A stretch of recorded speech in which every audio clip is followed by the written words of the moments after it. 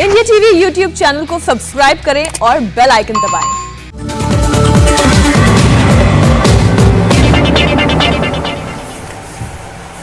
नमस्कार, मैं हूं सौरभ शर्मा और इस वक्त की सबसे बड़ी खबर आपको बता दें। प्रधानमंत्री मोदी बस चंद मिनटों के बाद कोरोना को लेकर एक टॉप लेवल मीटिंग करने वाले हैं।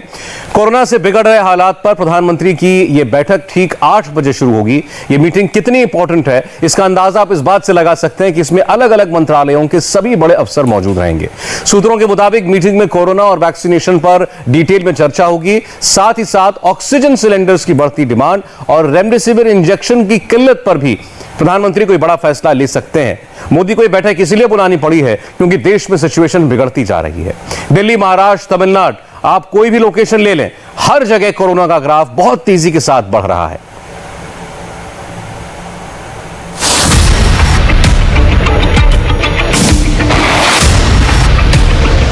ये खबर डराने के लिए काफी है।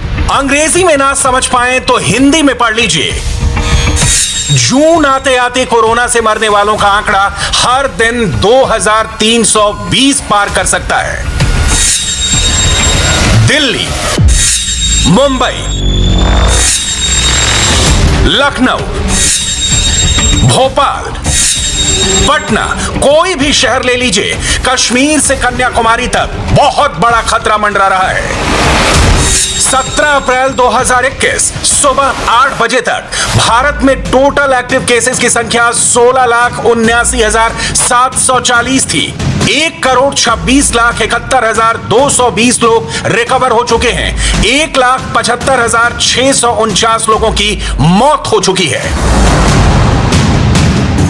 लेकिन अब देश के अलग अलग हिस्सों में जिस रफ्तार से कोरोना के मरीजों का ग्राफ और मरने वालों का आंकड़ा बढ़ रहा है, वो अच्छी खबर नहीं है।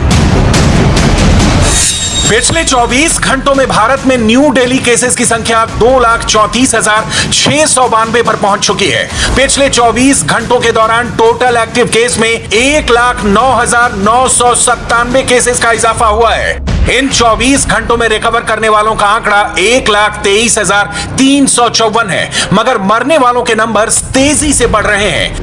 पिछले 24 घंटों में 1,341 से ज्यादा मौतें हो चुकी हैं। हर रोज एक्टिव केसेस के नंबर्स में तेजी से इजाफा हो रहा है। महाराष्ट्र में 63,729 से ज्यादा लोगों के केस से ज्यादा, उत्तर प्रदेश में 27,360 से ज्यादा और दिल्ली में 19,486 से ज्यादा डेली केस रिपोर्ट हो रहे हैं। ये आंकड़े डराने वाले हैं। ग्राउंड जीरो पर जो सिचुएशन है वो भी कम खतरनाक नहीं है। इंडिया टीवी के रिपोर्टर्स अलग अलग लोकेशन से एक एक अपडेट आप तक पहुंचा रहे हैं। कहां क्या हो रहा है सब बता रहे हैं। दिल्ली में आज वीकेंड लॉकडाउन है और आप देख सकते हैं दिल्ली की लाजपत नगर जो मार्केट है वहां पर पूरी तरीके से सन्नाटा है। तमाम दुकानें, मार्केट बंद है। यहाँ पर मैं हालात आपको दिल्ली नोएडा बॉर्डर के दिखा रहा हूँ। यहाँ पर हर गाड़ी को चेक किया जा रहा है। जो कि एसेंशियल सर्विसेज से जुड़ी गाड़ियां हैं, सिर्फ उन्हीं को दिल्ली के अंदर आने की इजाजत दी जा रही है। कोरोना संक्रमण के बढ़ते आंकड़ों को देखकर ब्रेक द चेन मुहिम के तहत आज सेकेंड वीकेंड का लॉकडाउन है मुंबई में।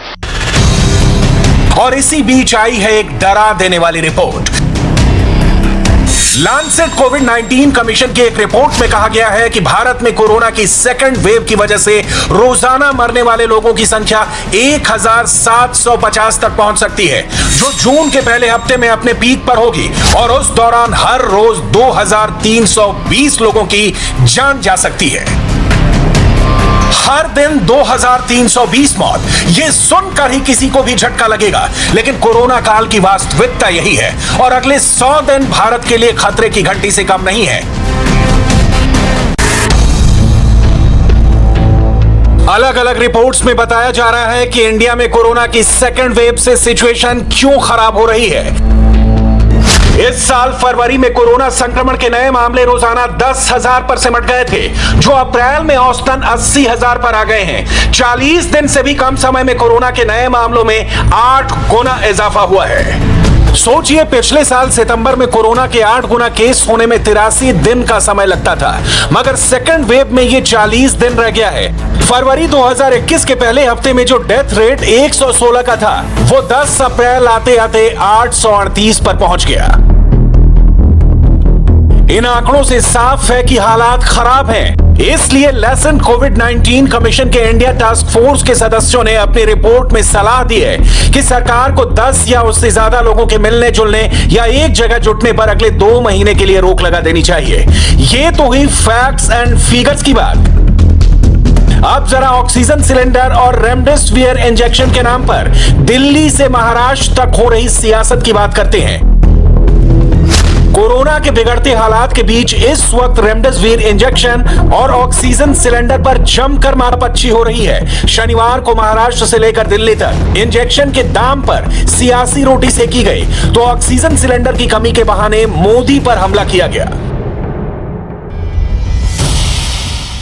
शुरुआत महाराष्ट्र से करते हैं, जहां कोरोना को काबू में रखने की जिम्मेदारी तो दूर की बात है, महाराष्ट्र बनाम मोदी की जंग लड़ी जा रही है। शनिवार को महाराष्ट्र सरकार में मंत्री और एनसीपी नेता नवाब मलिक ने मोर्चा संभाला। पहले कैमरे पर आकर मोदी विरोध की सियासत की और मर्यादाओं की सारी सीमाएं लांघते हुए कुछ ऐसा कहा जिसे सभ्य समाज में तो स्वीकार नहीं किया जा सकता।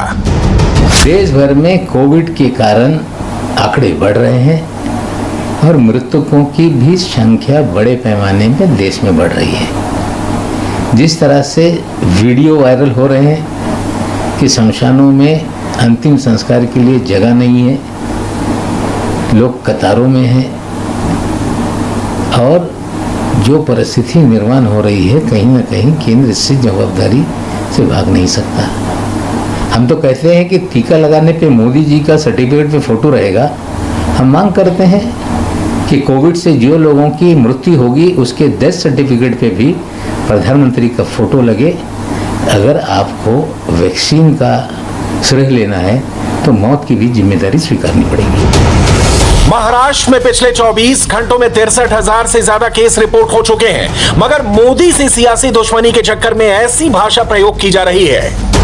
ये बात मोदी विरोधियों को भी पता है कि कोरोना कंट्रोल रूम में मोदी हर एक चीज को खुद मॉनिटर कर रहे हैं। कहां ऑक्सीजन सप्लाई की कमी है, कहां इंजेक्शन की जरूरत है, हर बारीक से बारीक चीज पर मोदी की नजर है। मोदी इस वक्त भी कोरोना पर एक इंपॉर्टेंट मीटिंग कर रहे हैं, मगर ठाकरे सरकार के मंत्री ऑक्सीजन से लेकर इंजेक्शन की सप्लाई तक सब में बाधा डालने का आरोप मोदी पर ही लगा रहे हैं।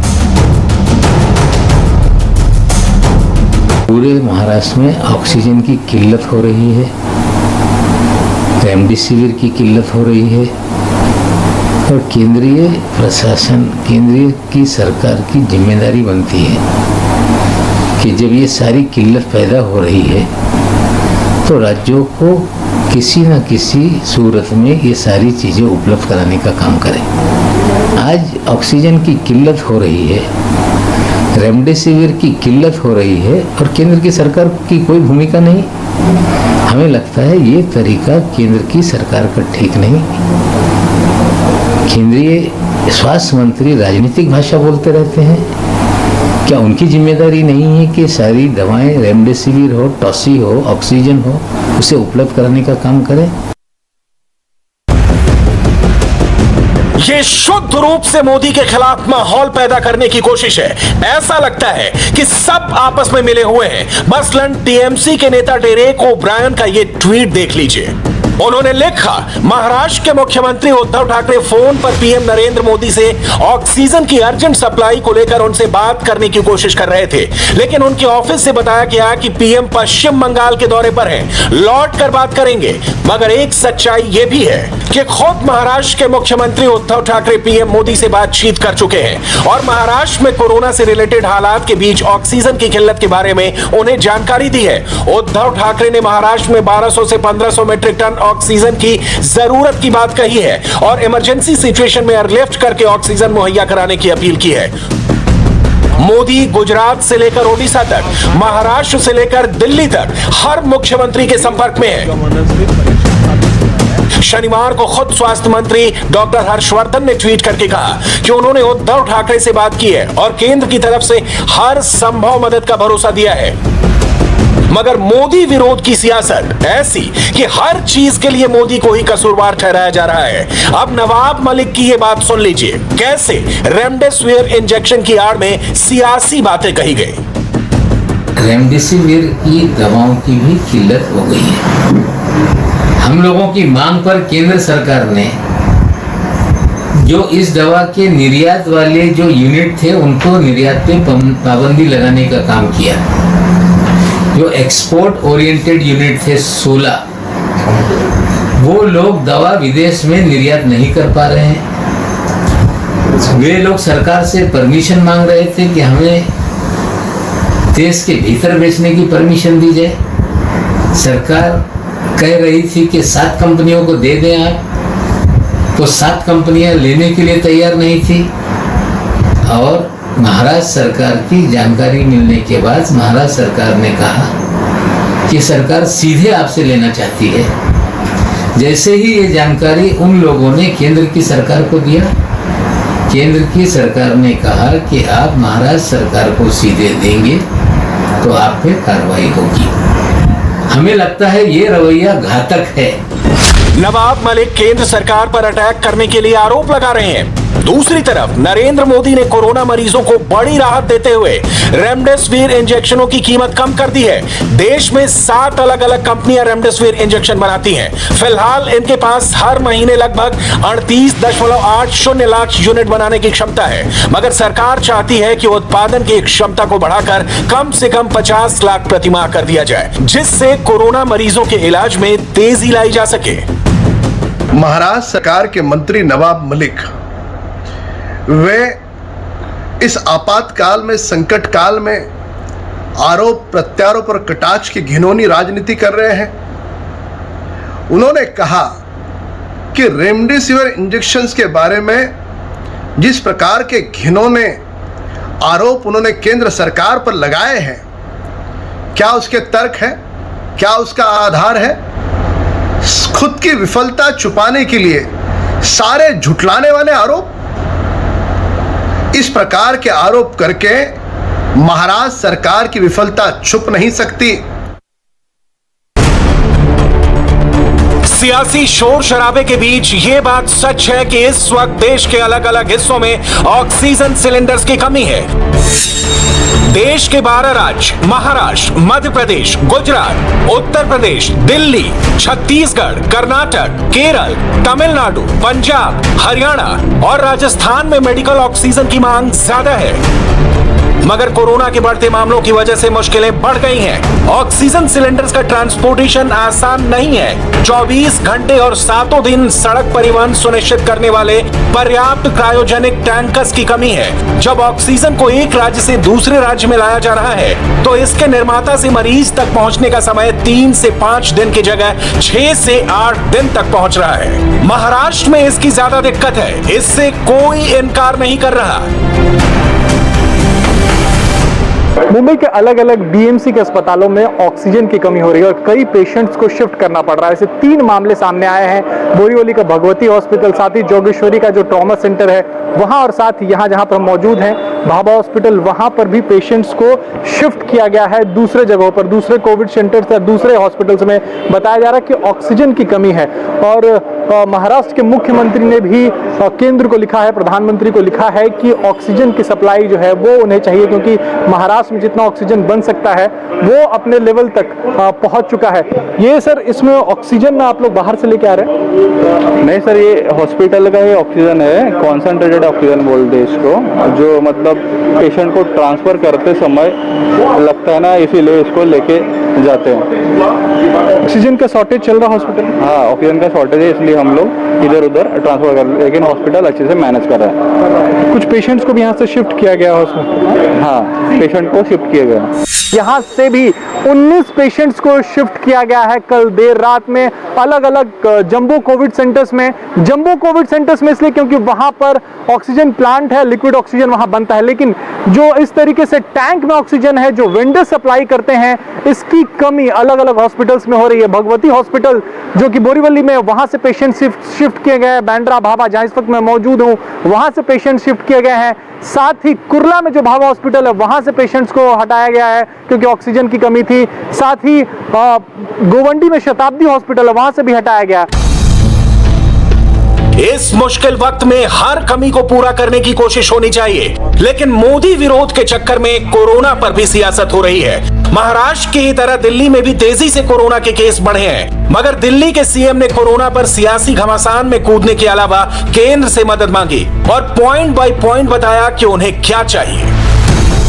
अब दिल्ली के अंदर ऑक्सीजन की कमी होने लगी है, रेमडेसिविर की कमी होने लगी है। आज मैंने काफ़ी लंबी एक एक चीज़ के ऊपर मीटिंग ली थी सभी ऑफिसर्स के साथ। तो जो हमारे 3-4 दिन पहले हमारी असेसमेंट थी, क्योंकि केसेस बहुत ज़्यादा तेज़ी से बढ़ रहे हैं, इस वजह से इन सारी चीज़ों की कमी भी, जो हमें लगता था कुछ दिन पहले तक की स्थिति ये चीज़ें उचित मात्रा में मौजूद हैं, आज ऑक्सीजन की, रेमडेसिविर की और टोसिलिजुमैब, इन तीनों की कमी नज़र आई। इसीलिए हमें अपनी तैयारियां और बढ़ चढ़ के करनी पड़ेंगी। हम इस वक्त ज़रा सी भी आलस नहीं कर सकते, ज़रा सी भी सांस नहीं ले सकते। इस वक्त हमें 24 घंटे मेहनत करके ज़्यादा से ज़्यादा इंतजाम आगे करने पड़ेंगे, ताकि अगर कोरोना उतना हो जाता है तो हम एक कदम कोरोना से आगे होने चाहिए। अभी थोड़ी देर पहले मैंने डॉक्टर हर्षवर्धन साहब से फ़ोन पे बात की और उनसे मैंने निवेदन किया, ये तीनों चीज़ें मैंने उनसे मांगी, तीनों चारों चीज़ें। एक तो मैंने उनसे निवेदन किया कि दिल्ली के अंदर बेड्स की बड़ी मात्रा में कमी हो रही है, तो उनसे मैंने निवेदन किया, दिल्ली केंद्र सरकार के लगभग 10,000 बेड्स हैं दिल्ली में, इसमें से कम 50% बेड्स कोरोना के लिए रिजर्व किए जाएं। दूसरा, उनको मैंने बताया कि किस तरह से दिल्ली के अंदर ऑक्सीजन की कमी हो रही है, अगर ऑक्सीजन की तुरंत सप्लाई दिल्ली में की जाए, और प्राइवेट हॉस्पिटल्स में आज मुझे बताया गया है कि ज़्यादा कमी हो रही है, तो अगर ऑक्सीजन की सप्लाई तुरंत करवा दी जाए। और तीसरा, मैंने उनको बताया कि रेमडेसिविर और टोसिलिजुमैब की काफ़ी किल्लत हो रही है, अगर वो मुहैया कराई जा सके। हमें केंद्र सरकार से हमेशा कोरोना की लड़ाई के दौरान मदद मिली है और मैं पूरी उम्मीद करता हूं कि इस बार भी केंद्र सरकार दिल्ली में हमें पूरी मदद मिलेगी। देश में ऑक्सीजन सप्लाई को लेकर प्रधानमंत्री मोदी उच्च अधिकारियों के रेगुलर टच में हैं। मोदी पहले ही राज्यों के साथ सहयोग सुनिश्चित करने के निर्देश दे चुके हैं। मोदी सबसे ज्यादा प्रभावित 12 राज्यों के अगले 15 दिनों वाले ऑक्सीजन सप्लाई पर काम कर रहे हैं। कुछ घंटों पहले ही गृह सचिव अजय भल्ला ने सभी राज्यों के मुख्य सचिवों को चिट्ठी लिखकर ऑक्सीजन सप्लाई का क्लियर मैसेज दिया है। हर राज्य के लिए सप्लाई प्लान रेडी होने की बात भी कही है। मोदी लगातार सक्रिय हैं। वो समीक्षा बैठक कर रहे हैं। मंत्रियों और अधिकारियों के साथ देश में कोरोना और टीकाकरण की स्थिति पर चर्चा कर रहे हैं। साथ ही देश में ऑक्सीजन और रेमडेसिविर दवाओं की किल्लत पर भी बात कर रहे हैं। साधारण भाषा में कहें तो इस वक्त एक साथ लड़ने का टाइम है। कोरोना के नाम पर मोदी विरोध की पॉलिटिक्स का नहीं। और अब बात करते हैं बंगाल चुनाव की। अब की बार किसका बंगाल? पोलिंग के 5वें चरण में आज वोटर्स का टर्नआउट 80% के करीब रहा, कहीं कहीं से भी ज्यादा। मगर बंगाल में सवार उस भीषण रण का है जो हर चरण के साथ बढ़ता जा रहा है। वोटिंग के बीच ही कई जगहों पर हिंसा हुई। नादिया में तो बीजेपी कैंडिडेट के आगे हथगोले ही उछाल दिए गए। इसमें कई कार्यकर्ता बुरी तरह जख्मी हो गए। इस दौरान प्रधानमंत्री मोदी बंगाल में छठे चरण के चुनाव का प्रचार कर रहे थे। मोदी कहां मौका चूकने वाले थे, हिंसा की तस्वीरें और मोदी के बयानों पर एक रिपोर्ट देखिए।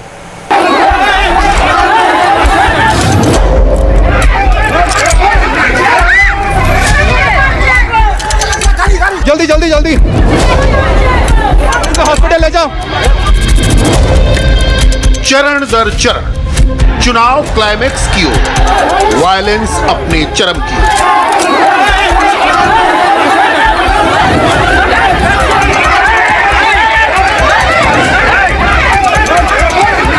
हिंसा की ये संस्कृति बंगाल की सियासत का स्थायी भाव बन गई है।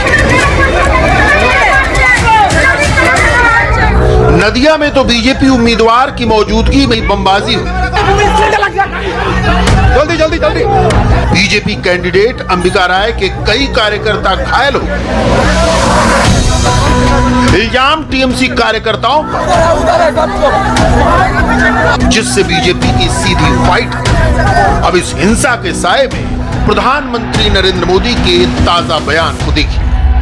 दीदी की आंखों पर अहंकार का पर्दा चढ़ा हुआ है। भाई और बहनों, दीदी की राजनीति सिर्फ विरोध और गतिरोध तक सीमित नहीं है, बल्कि दीदी की राजनीति प्रतिशोध की खतरनाक सीमा को भी पार कर गई है। बीते 10 साल में बीजेपी के अनेकों कार्यकर्ताओं की हत्या की गई है। नदिया जैसी ही भिड़ंत कोलकाता से सटे विधाननगर में, वहां भी BJP versus TMC. Polling booth के बाहर बहस झड़प में तब्दील, सरकारी बलों की मौजूदगी के बावजूद टकराव और देखते ही देखते पत्थरबाजी और एक महिला को ऐसी चोट आई कि वो बेहोश हो गई। 10 साल पहले परिवर्तन के नारे पर आई दीदी 10 साल के शासन में खुद परिवर्तित हुई और अब तो इल्जाम सीधे लाशों पर सियासत का है। प्रधानमंत्री छठे चरण के चुनाव प्रचार के लिए आसनसोल में थे। उन्होंने पूरी बेबाकी और दो टूक लहजे में कहा, शवों पर राजनीति करने की दीदी की आदत पुरानी है। कुछ बिहार में जो हुआ उस पर कल एक ऑडियो टेप आपने सुना होगा। वो ऑडियो टेप सुना क्या आपने? सुना? 5 लोगों की दुखद मृत्यु के बाद दीदी किस तरह राजनीति कर रही है, ये इस ऑडियो टेप के अंदर साफ साफ खुल गया है, सामने आता है।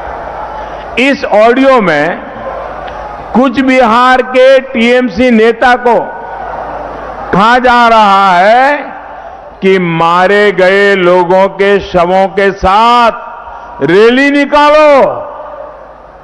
दीदी, वोट बैंक के लिए कहां तक जाएगी आप? सच्चाई ये है कि दीदी ने कुछ बिहार में मारे गए लोगों की मृत्यु से भी अपना सियासी फायदा करने की सोची। शवों पर राजनीति करने की दीदी को बहुत पुरानी आदत है।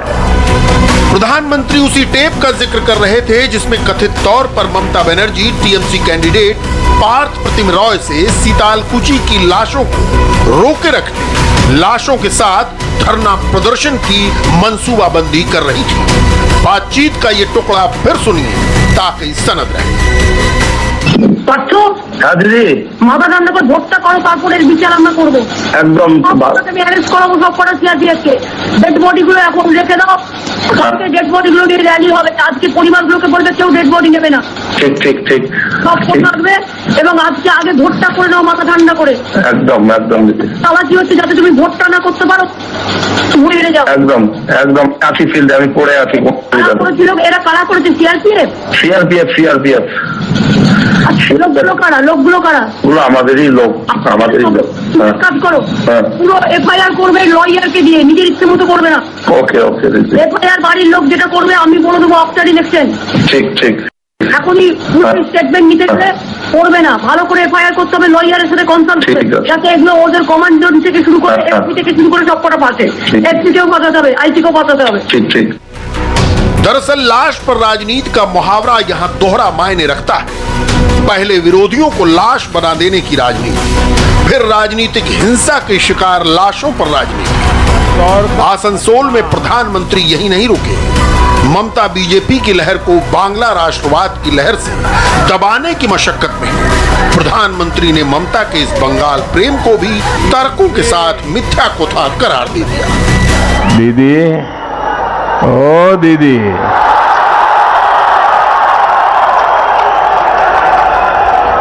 देखिए दीदी, ओ दीदी, 2 मई में अब सिर्फ आधा महीना बचा है, आधा चुनाव हो चुका है, सिर्फ कुछ दिन और कोयला धुले मोयला जाए ना। केंद्र सरकार ने अनेक बार अनेक विषयों पर बात करने के लिए बैठकें बुलाई है, लेकिन दीदी कोई न कोई कारण बताकर इस बैठकों में नहीं आती। जैसे कोरोना पर पिछली 2 बैठकों में बाकी मुख्यमंत्री आए, लेकिन दीदी नहीं आई। नीति आयोग की गवर्नेंस काउंसिल की बैठक हो, बाकी मुख्यमंत्री आए, लेकिन दीदी नहीं आई।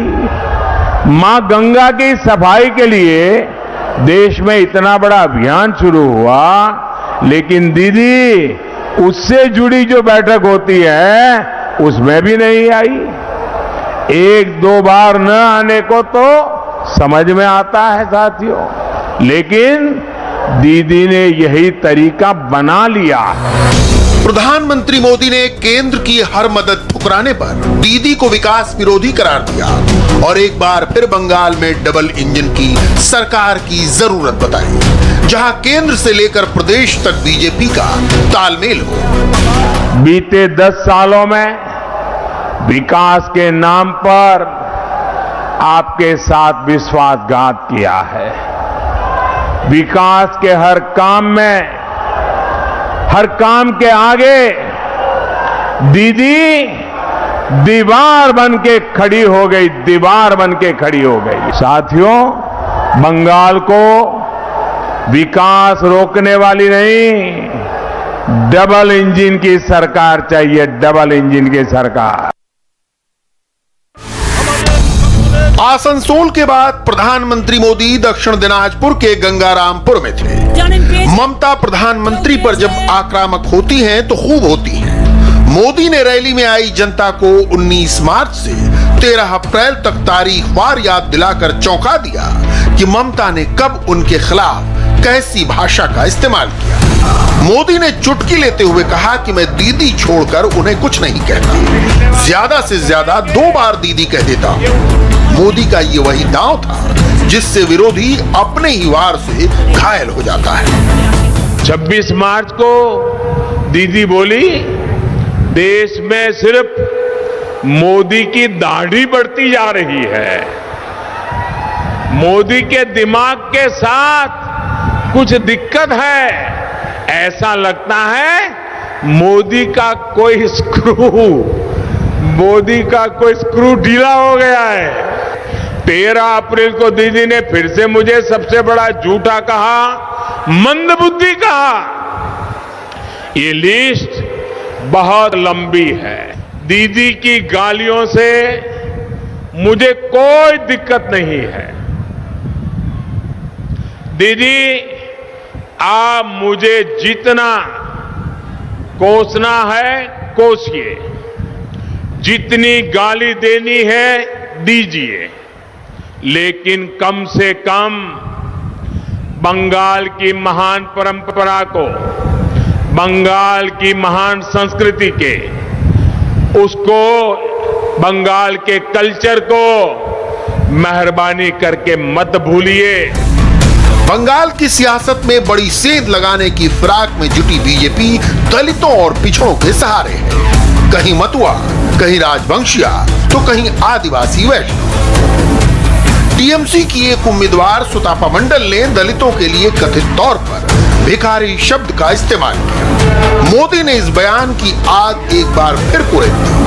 मोदी ने इसे एक साथ अंबेडकर, जोगेंद्रनाथ मंडल और हरिचंद ठाकुर जैसी पुण्यात्माओं के संघर्ष का अपमान करार दिया। कोरोना की गंभीर हालत पर इस वक्त प्रधानमंत्री मोदी एक हाई लेवल मीटिंग कर रहे हैं। इस मीटिंग की तस्वीरें और डिटेल एक ब्रेक के बाद।